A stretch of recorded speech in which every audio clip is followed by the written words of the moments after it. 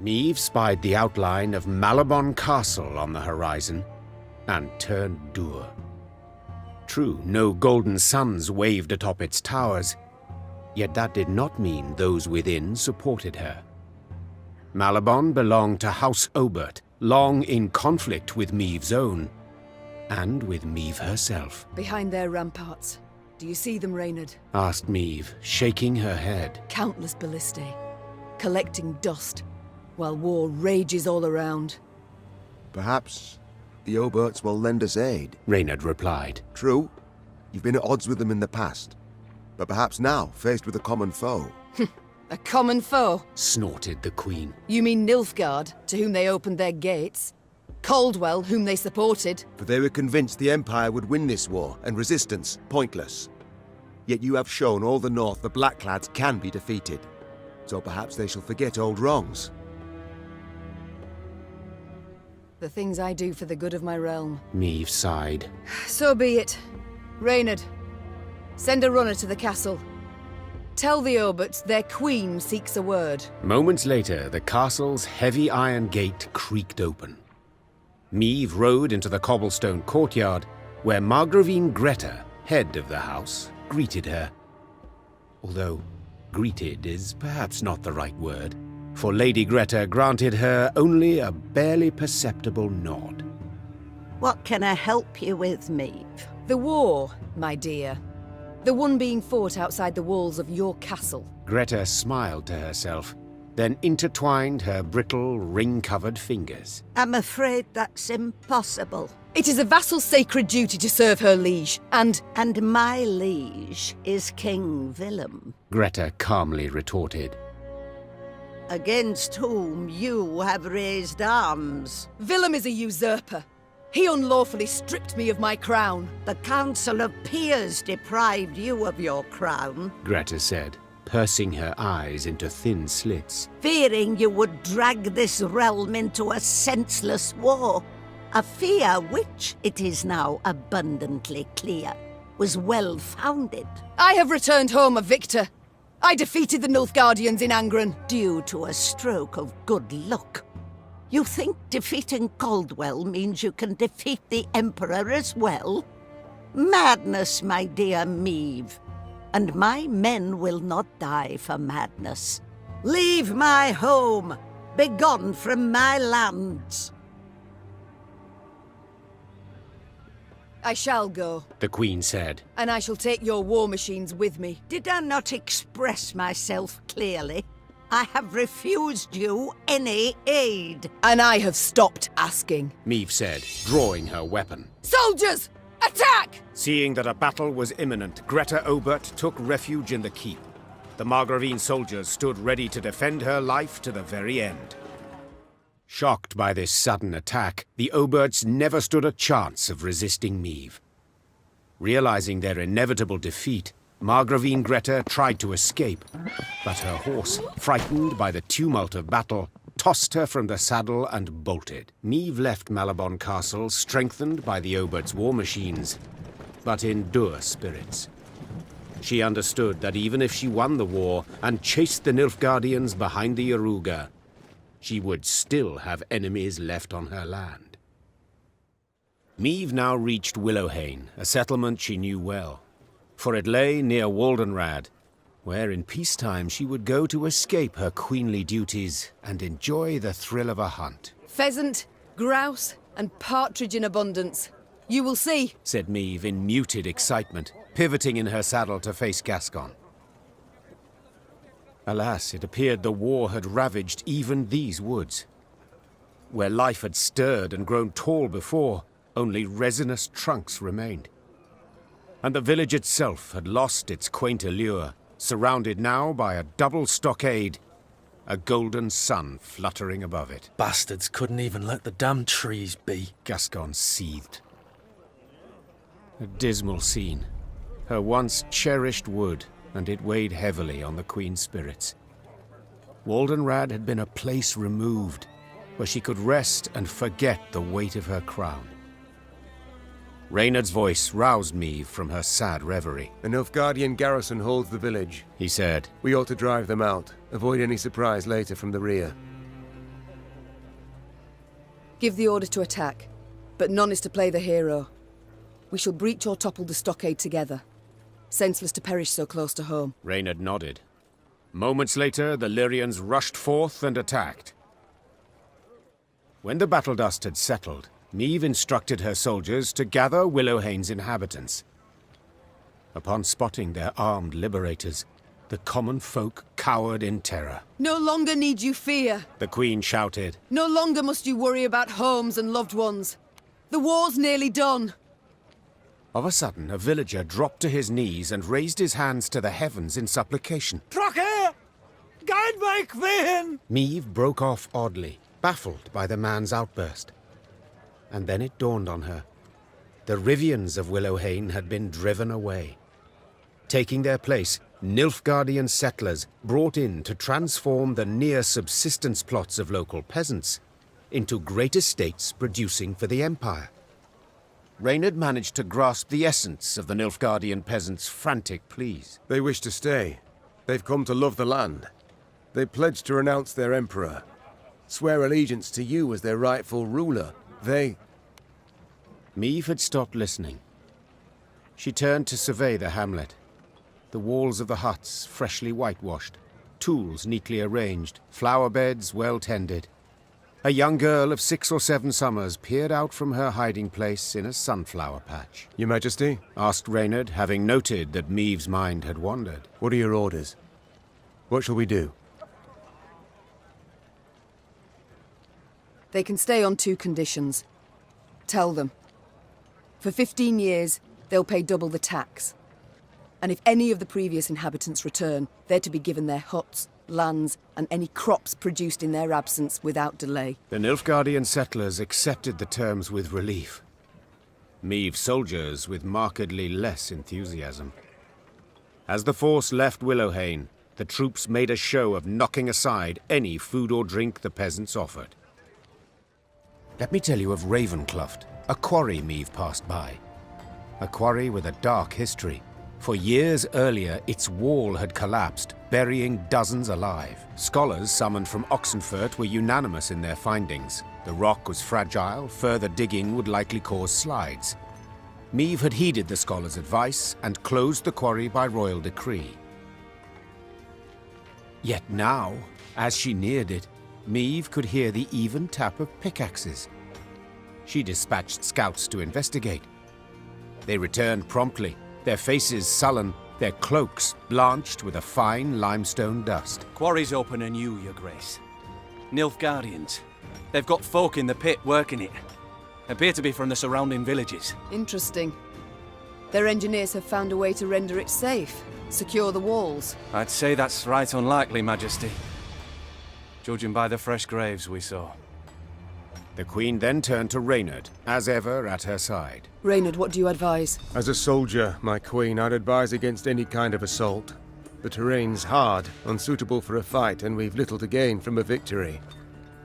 As a man, however... Yes? To leave our folk in chains, in that death trap. 'Twouldn't be right. If I were to calculate in heart and mind, keep note of gains and losses, Began Meve. I'd bend the knee to the Imperials, just as Willem did. But bloody arithmetic won't dictate my course, for I do what's just. I do what's right. Follow me! Her troops followed without hesitation, swords in hand, their hearts afire. The Lyrians handily dispatched the Nilfgaardian overseers, more trained in the ways of the whip and the sword. Those who survived now found themselves shackled in the very chains they'd forced the peasants to wear. Peasants. Oh, unfortunate souls. The cruel labor in the quarry had taken its toll. They stood before the Queen, shrunken to skin and bone, clothed in tattered rags, their eyes reddened by dust. But in those eyes burned a brilliant fire. Your Grace, them black-clads treated us like dogs, stripped us of dignity. So we beg you, give us arms, let us march neath your banner. 'Tis a chance at revenge we seek, we want. Reynard leaned towards Meve and spoke in a scarcely audible whisper. Majesty, they've knout. Not boots, not even foot wraps. To equip the lot, train them, would cost a small fortune. 'Tis true. They've nowt to their names. said the Queen. Have few skills to offer and little strength. But to look in their eyes is to know they'll never flee. Never throw down their arms. Such recruits are worth coining any amount. Emaciated, downtrodden, the peasants met the Queen's offer with gratitude. They relished the thought of facing their tormentors in a fight. Meave's force reached Cavaldon, a small, run-down town. The Blackclads, they've a strong garrison in place, Proclaimed her scouts upon returning from a foray. and they stand prepared for a siege. Their stores overflow, and we've seen ballistas, scorpions.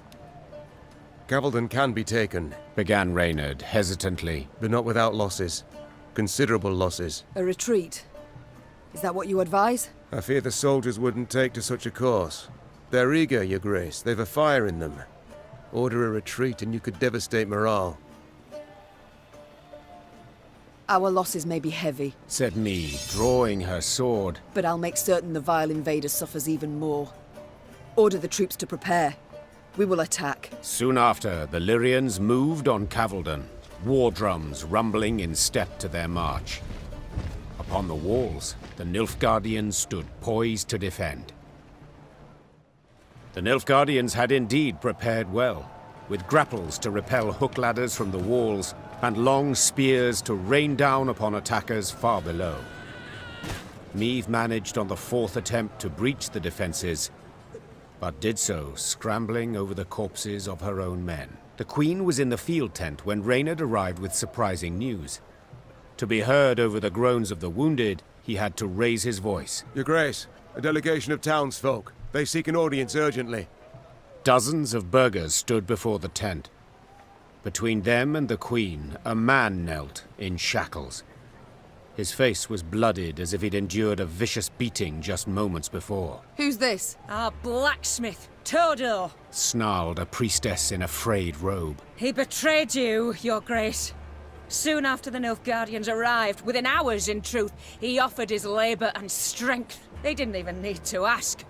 Forged arms and armour for them, all for imperial gold.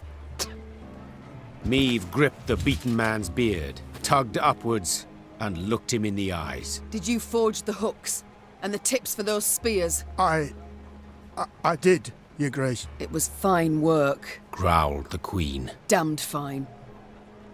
Show him mercy, milady! Cried a withered old man in a flour-spattered apron. When the black-clad bastards captured my son, they were eager to hang him.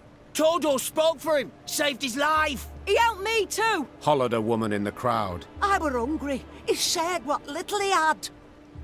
The townsfolk began shouting over one another. Some told of the blacksmith's noble deeds. Others labelled him a traitor deserving of a cruel and violent end. Meave turned back towards the field hospital, pondering the case. Then spotted her soldiers' corpses laid out in rows. Had it not been for Todor, there might not have been so many.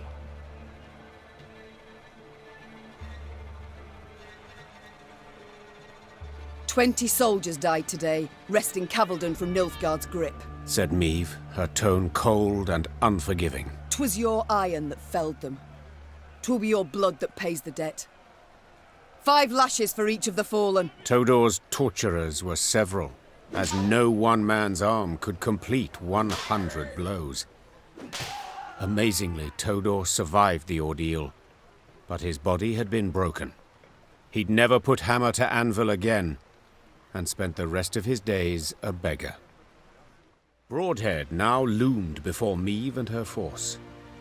Once famous for its glowing forges and clanking manufactories, the city now stood silent. Why, you might ask? Because Mahakam. Decades past, it had opened its gates to human merchants and dwarven arms, exquisitely crafted and not nearly as dear as those made by man. The caravans had simply stopped coming to Broadhead. When its black-clad garrison spotted the Lyrians approaching, they'd hastily fled, left the city's gates open wide. Yet, they did not leave empty-handed. their convoy comprising at least a dozen wagons loaded ostensibly to the hilt. With what might they have fled? With something damn heavy. Replied Gascon, squinting his eyes. Look at this. 2 horses to pull each wagon, and the wheels cut deep into the road.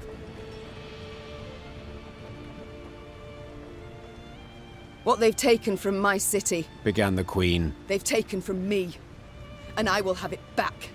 Follow me! Meve spurred her horse and galloped off in pursuit of the fleeing caravan. When the Blackclads realized they had no hope of escape, they planted pikes and feet, bracing for the assault. Meve personally and none too gently shackled the Nilfgaardian commander, a young nobleman with a precisely trimmed moustache. Like many noble Imperials, he spoke fluent common. The wagons. What's in them, Captain? Scrap, Your Majesty. The Imperial promptly replied. Noting the Queen's confusion, he elaborated. To be melted down and recast into arrowheads and spear tips. Our engineers originally planned to use the foundries in Broadhead, yet these proved too primitive. We were ordered to remove the scrap, take it elsewhere. Any pride from the victory vanished in an instant, and Meve swelled with anger, but also with shame. The shame came from realizing that to the invader her realm was naught more than a weak, underdeveloped backwater. Meve slammed the chest she'd opened shut. Blast it! Back to Broadhead. Let's ride. Crumbling walls, shattered windows, rotted wood. Broadhead was bleak, a dull shadow of its former self.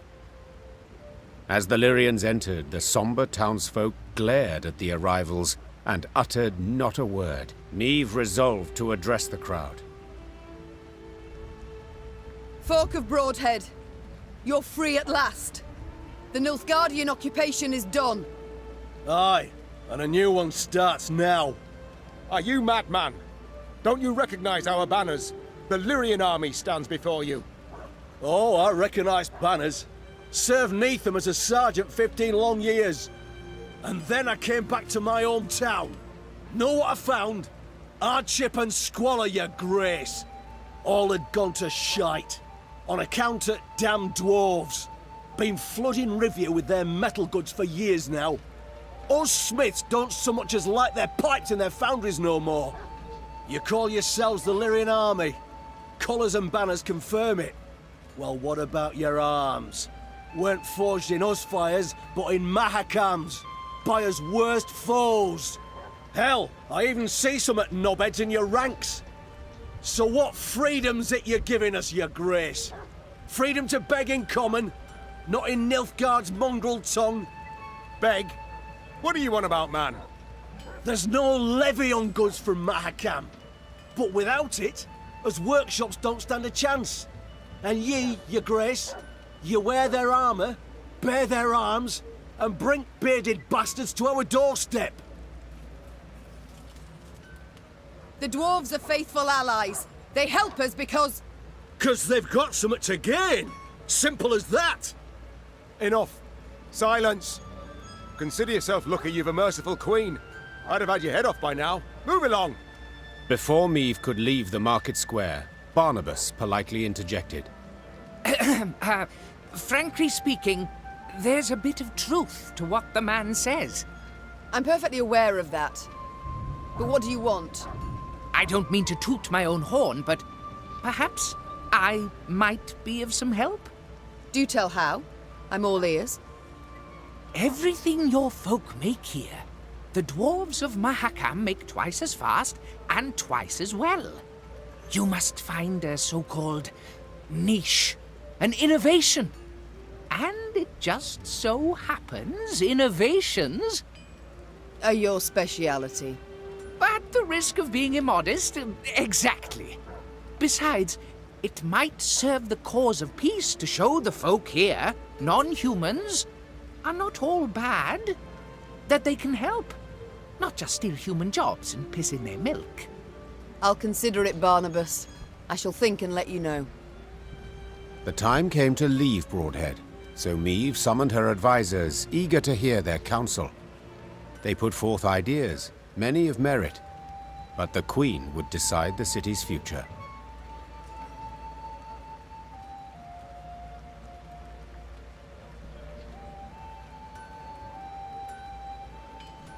After careful deliberation, the Queen approved Barnabas's proposal. He would manage the city's ailing industry and seek to restore it to health. Barnabas, just please, do your best not to blow it all up. Don't you worry, Your Grace. The only boom in this town's future is that of the economic sort. At first, the Rivian townsfolk were skeptical of the Queen's decision, but Barnabas's schemes bore immediate fruit. Soon, the foundries and manufactories were bustling with life. Before long, Meve herself received new goods produced there. The castle of Rivia now loomed before the Lyrians. Water surrounded it on 3 sides, and dual defensive walls studded with podgy turrets completed its perimeter. It was famously difficult to take, and had changed hands only once, a few months before, when traitors opened its gates to the Nilfgaardians. Foreign banners waved upon the walls. The Golden Sun and General Epdahi's crest on Rivia's walls. The walls of home. There was somber silence among the troops, the glee and pride of many triumphs suddenly gone. For each knew if the Queen ordered an assault, most would lie dead by sunrise. Your Majesty, Began Reynard in a reassuring tone. we needn't strike quickly. We've time on our side. To prepare would be wise. 2 months, I wager, perfectly enough. We stop supplies from getting through. They'll capitulate, I've little doubt. Or at worst, be too weak to defend the fortress. Reynard's reasoning was sound. There was no need for urgency. Meve had the upper hand for the first time in this war. These invaders have grown fond of Rivia Castle, Said Meve. so let them stay and rot. Reynard, erect road barricades and guard posts between city and citadel. Gascon, seize all boats, barges, anything that floats. Stop anything from entering from the lake. Move! Soon, Rivia Castle stood isolated from the world outside its walls. All roads leading to it were blocked, impassable. Fishing boats, a cordon, embraced the fortress on Loch Escalot. The lanterns on their bows glowed like fireflies in summer. Then, an emissary from the castle brought a message for the Queen. General Epdahi wished to meet, face to face, and half the way between the citadel and the Lyrian camp. Well, well, some general. Smirked Gascon. We've barely snapped the trap shut, yet he's already shaking in his knickers. Meve proceeded to the meeting point without delay. A lone rider soon appeared on the horizon. He came adorned in rich black robes, their golden trim shimmering in stray sunbeams. She'd seen him before, in Edirn, through the megascope. You came as I requested. Good. Very good. I couldn't possibly refuse such a courteous invitation, especially as compared to your previous missive. The art of diplomacy, you've improved your grasp. Your realm fell quickly. I expended little strength in seizing it. This left me much time to study. But please, we must set aside this bitterness. I'd like to formally welcome you to Rivia, dear Queen. I see you've readily adopted the role of gracious host in my home. In point of fact, I've grown fond of the castle. Fortifications impressive, atypical of the north. Not so your brave soldiers, whom we shall pick off like ducks. I pity them, in fact. Dry your eyes, General. Rest easy. I've no plans for a quick assault. I shall first wait to hear the rumbling in your bellies. Remarkable. You truly believe you can win this war? I've not been in the north long, but have discovered something all the same. You don't grasp complex ideas. You know Nilfgaard is large, but your minds don't fathom its enormity. You see, for every army you defeat, another will come to take its place. One larger and better equipped than the one before. Even now, as we so pleasantly chat, Army Group East is en route to lift your siege. Due to arrive tomorrow. And do you know what will happen when they do? They will crush you against your own castle's walls, like the maddening flea you are. A charming analogy. But get to the point. Why'd you ask for this meeting? For this very reason. I wish to see you with my own eyes. They did not see enough in Edirn? Are you such an admirer of feminine beauty? You flatter yourself. No, in you, I see an animal. Game. Prey. And as the hunt's due to start soon, I needed a more detailed image of the beast I'll be looking for. You? On a hunt? Those delicate hands have never held spear or bow. Nout sharper than a letter opener, I wager. Tomorrow you will not be on a hunt. Tomorrow you will be at war. You best pray to all your gods you don't find me. Without awaiting a response from General Ep Dahi, Meve pivoted and turned toward camp. Her pace was quick, despite a heavy heart. Meve's closest advisors already awaited her in the command tent. In a few brief words, the Queen gave a report of the meeting, only with great effort masking the quavering in her voice. An army, an immense one, approaches from the west. If we meet in open battle, we stand not a chance. Damn it! Why did no one warn me? Our scouts were discovered, captured. It must be that. We must flee? Not at all heroic, I admit, but sure as hell better than being trampled into the dirt. Easily said, but for a problem. Our force is chiefly infantry. The army that draws near includes cavalry, several regiments. We cannot hope to escape them. We cannot hope to hide. What do you advise? We've two options. Capitulate, Out of the question. or take the castle. Tonight. Suppose for a moment it's possible. Tell me how and at what cost. Are we to scale a mountain of comrades' corpses to reach the top of the wall? I know we're at war and many die. But to command our troops to take that citadel is to condemn them to certain death. Rivia's walls are unassailable, I fully agree. But there's more than one way to take any fort, and this fort too. I think I like where this is going. I know this citadel like no one else. I know its one potential weakness. The boat landing. Wait, that narrowest of piers between the two turrets?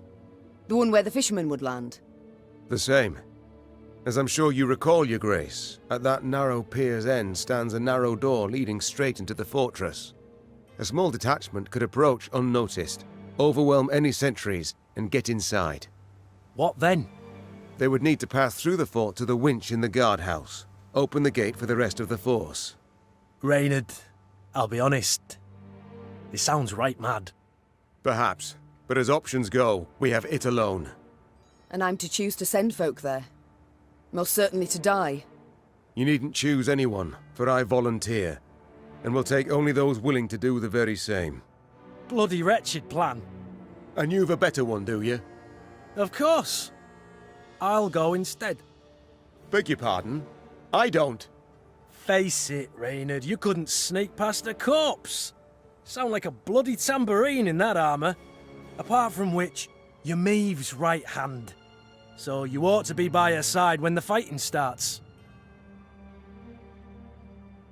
Firstly, Reynard, I'm grateful. Well done, my friend. Thank you, Your Grace. But truth be told, I did indeed hear you walking to the tent from the other side of camp. And yes, you know Rivia Castle better than anyone else. But the assault must transpire silently. Gascon will lead the force. Understood, Your Grace. Cheers, Meve. I'll try not to disappoint. You won't, I'm sure. God speed you on your way, and please, try your damnedest not to die.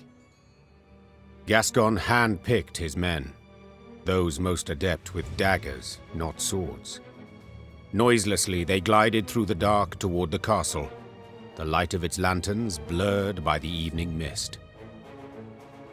Meve watched anxiously as the boats glided away, her heart pounding in her ears. All depended on this mission. The fate of her realms, perhaps all the North, the lives of her troops, and her own. Now there was naught she could do but wait. Good luck, she whispered, gazing at the fortress walls, cloaked by the dark that seemed to surround all now.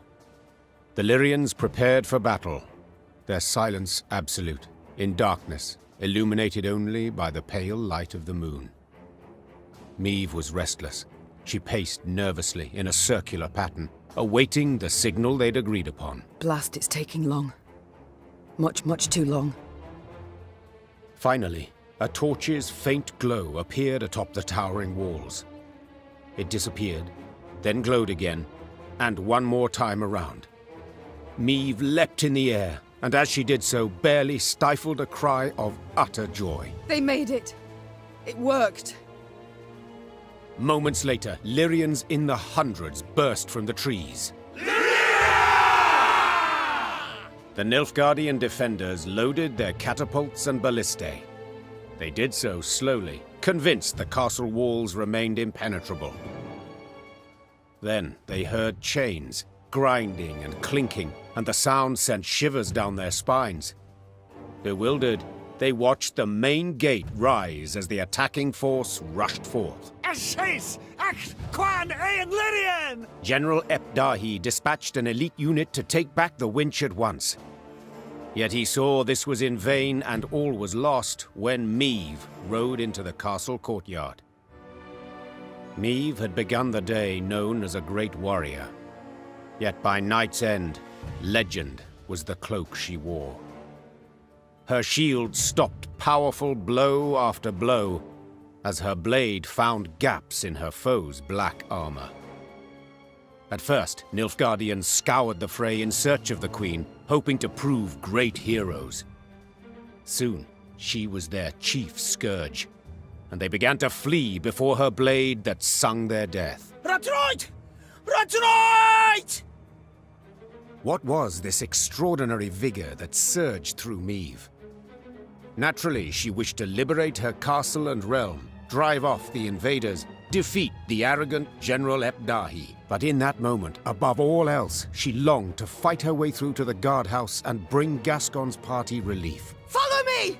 Move! Move! Meve had expected the worst, a bloodbath, piles of corpses. Yet all in the guardhouse was eerily quiet and calm. The door to the winch room lay shattered, true, but this was the one sign there'd been any sort of struggle. What happened here? She thought. Cautiously, she entered, looking, searching for any trace of Gascon and his fighters. Instead, she spotted Willem, curled up in a corner, clutching his bloodied belly, his fingers not enough to stop all the holes. Meve tore off her cloak and went to stem the bleeding. Willem, what happened here? My wrongs. I sought to right them. Wheezed the prince. Please, forgive me. The young prince choked on this last word, did not manage to utter it, before his eyes went dull. Moments later, her men entered the room to find the queen kneeling, pounding the wall with her fists, her eyes flooded with tears. Willem lay motionless beside her, covered by her cloak. Gascon pushed his way through the other foot soldiers. He knelt beside the queen and whispered what had happened. His unit had not managed to reach the gate in time, but Willem had. Upon seeing Lyrian forces converging on the fort, the prince had rushed to the guardhouse and opened the gate himself. By the time Nilfgaardians closed it again, it was too late. The Lyrians were through. The queen rose, her fists clenched, her shoulders rigid, her knuckles white. Her face betrayed no sorrow, no despair, just rage, hot as a forge, immeasurable. Now's not the time to mourn. seethed Meave, struggling to stay calm. Now's the time for war, for slaughter, revenge. With victory today, we'll recover our home, return to our kin and set our blades aside at last. Yet until victory is ours, they must drink. Drink greedily of Nilfgaardian blood! The Lyrians were at the brink, near their breaking point. They'd followed Meave for thousands of miles, over snow-clad peaks, through forbidding swamps. They'd fought, survived countless battles at her side. And though their gazes were now weary, she knew they'd follow her into fire. Your Grace, the Blackclads, they've holed themselves up in the upper keep. We went to breach the wall, alas to no avail. Meave nodded, twirled her sword, then leapt upon a mount. Her eyes spoke pure determination. So we'll bloody well try again. Nilfgaard had the upper hand, yet the black-clad spirits had suffered. They now made more use of shields than of swords. When Meave finally broke through their line, they raised their arms in surrender. Rivia Castle had fallen. It was hers once more. Thronebreaker! Nen Tuvin! Meave showed her prisoners of war mercy, knowing full well they'd only followed orders. Death would be the fate of only Ardal ep Dahi, the one Nilfgaardian who'd issued those commands. Alas, the general had disappeared. A prisoner revealed ep Dahi had fled as soon as the Lyrians had surged towards the upper keep. He had glided down to the lower castle in a wicker basket for transporting food. Curled up beneath potato skins and other scraps, he'd scurried away not unlike a common maggot. Meave cursed her luck and leaned back against a merlin. Dawn was yet a few hours off, but the horizon had already begun to glow blood red.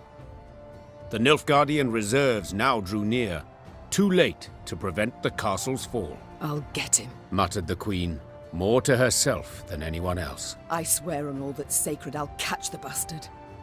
But now we've a pressing matter to see to. Preparing the defense. That night the war turned, with the battle for Rivia Castle as its fulcrum. Meave's great victory, not only retaking the stronghold in a single evening, but also fending off a further invading army, proved the Nilfgaardian Colossus had feet of clay. The armies of the north had united and now seemed to be on the attack everywhere. Imperial forces, while still far more numerous, lay stretched over thousands of miles. Their position was untenable, and Nilfgaard's commanders knew this. In a decisive battle, they yet stood a chance, so they gave said battle, and suffered a resounding defeat. Just a few months on from that memorable night in Rivia, the Imperial army was in utter disarray.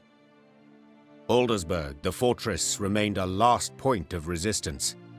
General ep Dahi and what had survived of Army Group East had dug in there. This place, where Nilfgaard had triumphed grandly in the war's early days, would now bear witness to its impending defeat. It seems history, after all, has a sense of justice, or humor, or both. Though Meave had already reclaimed her realm, she refused to retire her sword just yet. For King Demavend had requested her aid in purging Edirn of the invader. How could she refuse? She owed the king a favor, firstly. Yet she also had a burning desire to settle the score with ep Dahi. Demavend's envoy and I spoke, Your Majesty. The king has Aldersburg surrounded. He awaits and won't begin the assault till you arrive. Good. I truly hate to miss it. Tell the troops to prepare. Gear and ire. Of course, Your Grace. Yes? Is there something else? Pardon my boldness, Your Grace, but I can't help but be concerned. You don't sleep. You've the air of illness about you. Reynard, I just buried my son, who died in my arms, goddammit. Yes. Died a hero. Your Majesty, I wasn't sure Willem could ever wash away the shame. He'd betrayed his country, his mother, aligned with the fiercest of our foes. But his actions in Rivia washed away his wrongs. Willem showed himself worthy to be called your son. I don't say any of this to deepen your grief, your majesty. I mean merely for you to be proud of him. You're right. I thank you, Reynard. That I needed to hear. We've talked enough. We must march on to Aldersburg.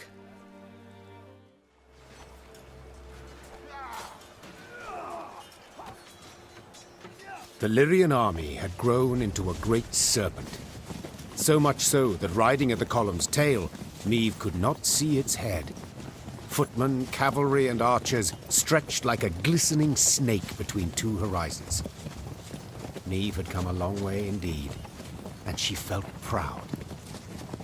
Suddenly, Niamh heard angry cries and the clash of steel against steel, all at the column's front. Those ranks! To the left! Man's left! Support the flank! Niamh drew her sword, spurred her horse, and galloped forward along the line of troops. Then, through the swirling battle dust, she spotted shimmering golden suns. Normally disciplined, determined to an extreme, these Nilfgaardians quickly broke rank and ran. Deserters! Leaderless, Your Grace. A scout reported. Headed south they was, towards the frontier. Chained prisoners now sat along the dusty road. Niamh stopped in front of one. He was ragged and unshaven. Flies had taken an interest in his poorly bandaged hand. Spotting the Queen, he lowered his head and quivered with terror. I know you take us for savages, Began Niamh, her gaze passing over several scraggy black-clads. but fear not. We shan't flay you alive nor eat you for dinner. And when a truce is signed, you'll be sent home, where I most sincerely hope you'll stay this time. As the Queen mounted her horse, she barely concealed a grimace. Her thighs were sore and chafed, her hands raw from the reins. But she bit her lip and rode on, for the prize was now very near. Niamh was listening to a scout's report when screams suddenly burst from the prisoner transport. In a moment, Niamh bore witness to a truly macabre sight. The Nilfgaardian captives to whom she had recently been merciful lay dead, massacred in cold blood among the camp's tents. Blast it all. Seethed the Queen, looking at the bloodied corpses. Those responsible for the deed, peasants from the quarry at Ravencloft, Niamh had welcomed into her ranks. The harm they'd endured from Nilfgaardians wielding whips, this was what had festered in their hearts and minds. The Rivians couldn't accept that their oppressors had gone unpunished.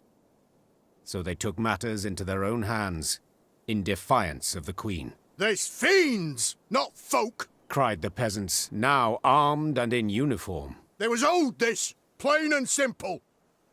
It had been justice by a mob, and Niamh knew it should not go unpunished. Yet at the last, ignoring her advisor's counsel, she left the former slaves' fate for their commanders to decide.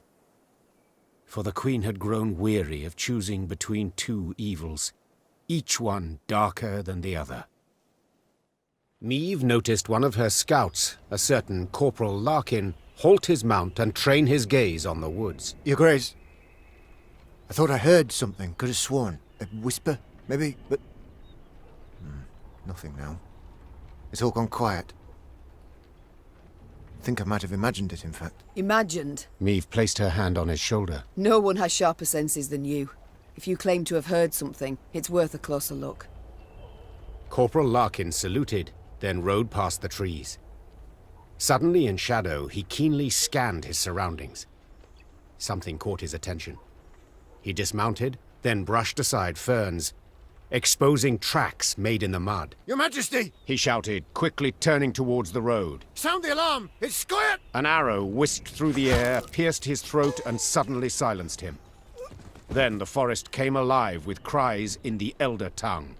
Elves on the attack.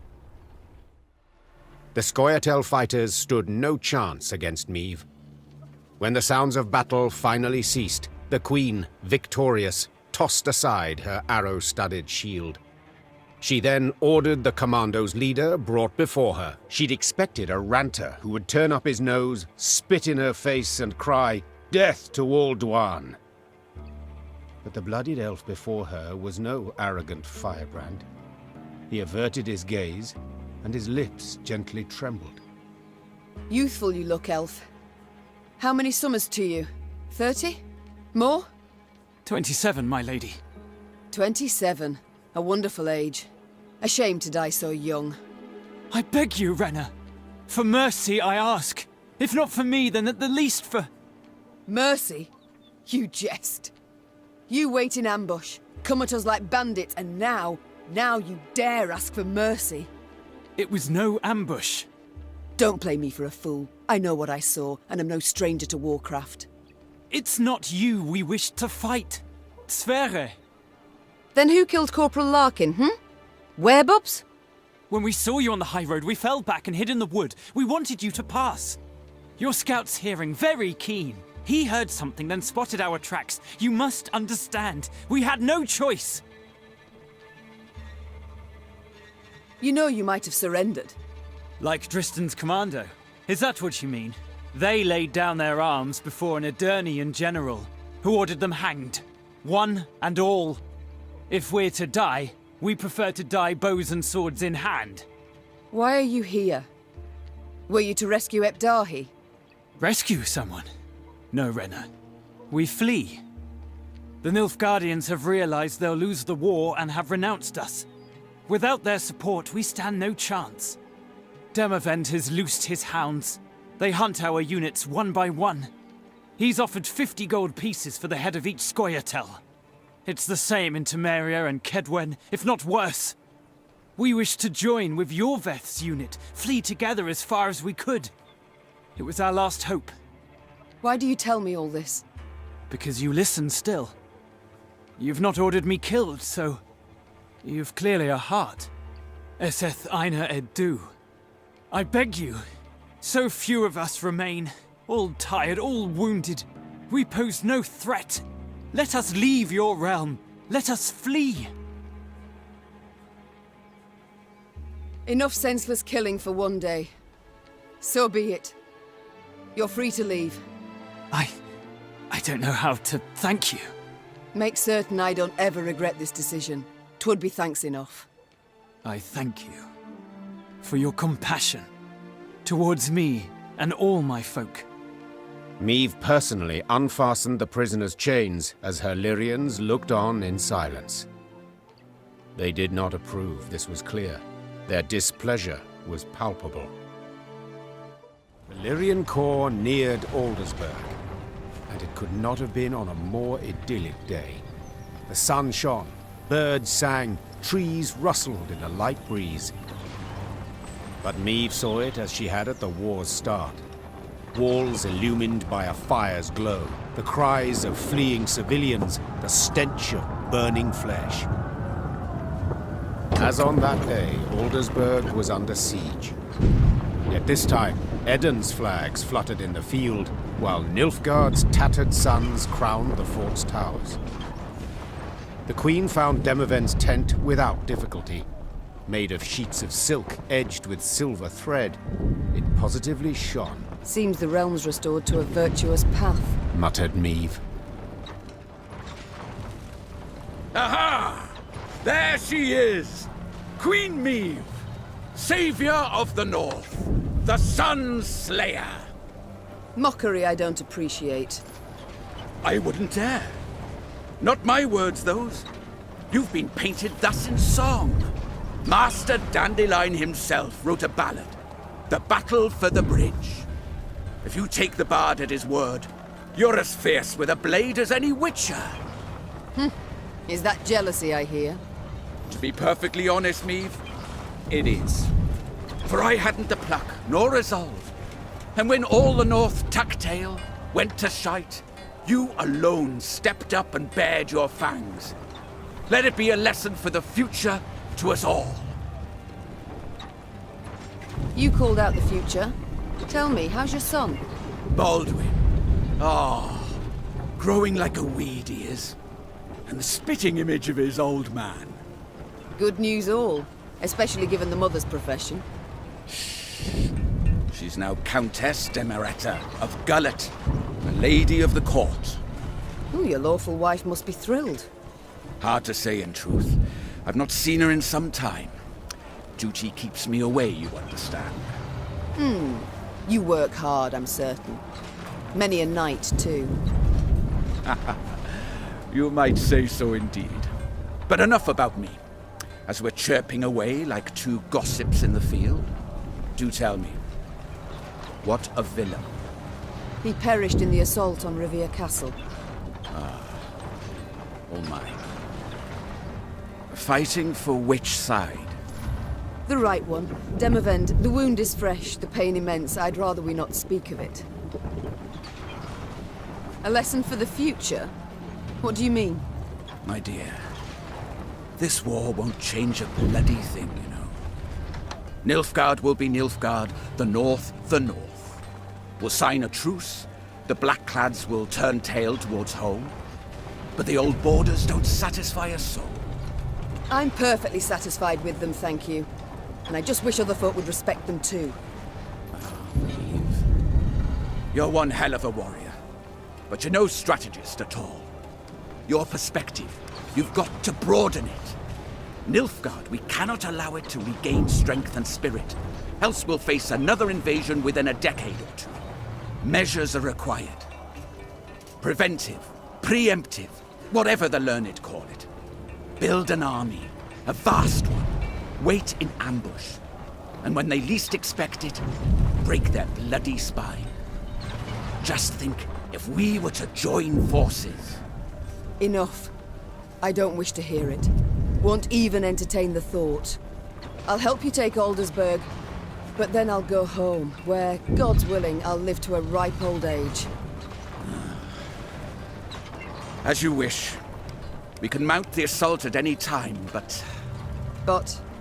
My scouts report a small Nilfgaardian force approaching from the south.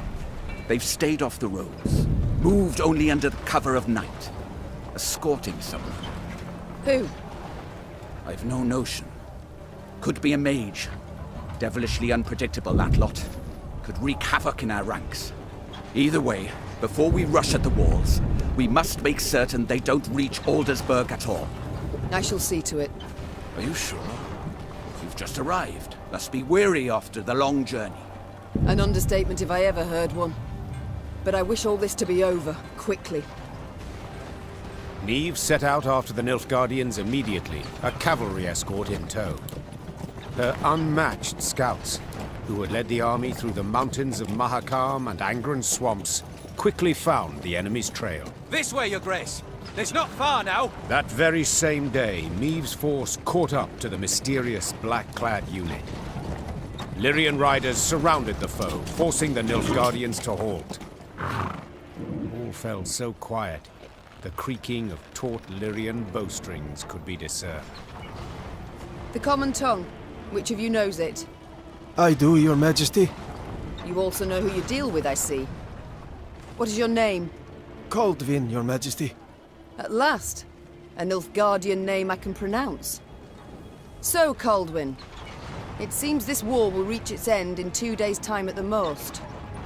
'Twould be silly to die today, wouldn't you agree? It would, milady. Precisely. I've spilled enough blood. I've lost the appetite for more. So, provided you don't give me a good reason to kill you, you'll walk away with your lives. Now tell me, you carry something for General Ebdahi. What is it? A letter. Urgent to the point of insanity, it must be. Who wrote it? The dear Madam Ebdahi? No, Your Majesty. The Emperor. My. A letter from Emir himself. You must be an important person. A noble, or... Yet your uniform is simple, with no discernible distinctions. Who are you truly, Kaldwin? A spy? A simple messenger, Your Majesty. Don't lie. I know messengers, how they travel. Alone, armorless, atop a swift steed. You're escorted by cavalry of the heavy sort. For I often carry orders the recipients don't wish to perform, thus the escort. Give me the letter. I've sworn to deliver it to General Ebdahi, or to die in the quest to do so. Oh, very well. My translator shall read this letter, then return it to you. You shall break no vow, and who knows? You might even survive. And if I refuse? Guess. So be it. I accept your offer. Meave's translator cracked the seal and read. And as he read, his eyes grew wide as saucers. Then he whispered in the Queen's ear. Truly, and you're certain you're not mistaken.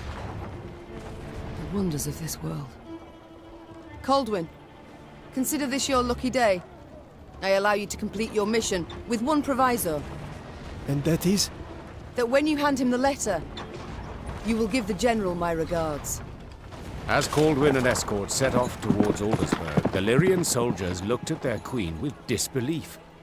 To leave a Nilfgaardian to fulfill a secretive task. Niamh failed to stifle a rather mean laugh. They'll understand tomorrow, she thought. General Epdahi had prefaced Lyria's and Rivia's invasion with a series of arrogant demands. The Nilfgaardian had been impudent, as he had felt sure he'd achieve a quick and decisive victory.